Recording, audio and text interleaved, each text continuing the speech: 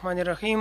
څنګه چې تاسو ټولو ته پته ده 5 فروری زمونږ ټول پاکستانی عوام ډیر جوش او جذبې سره مناوي تمام کشمیریانو سره به طور یکجهتي.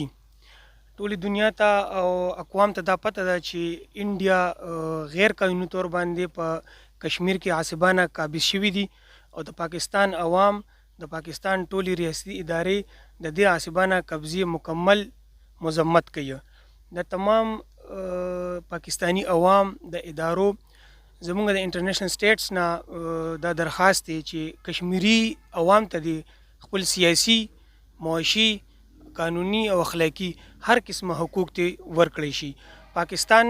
پاکستانی عوام به همیشه د کشمیریانو سره شانه بشانه په دې فریډم فایټ کې ولاړي او انشاءالله دا د پاکستان حصه ده او موږ په دې عزم سره راوتي یو، په دې عزم سره دا ورځ مناوو چې کشمیر بنیگا پاکستان. کشمیر بنیگا پاکستان.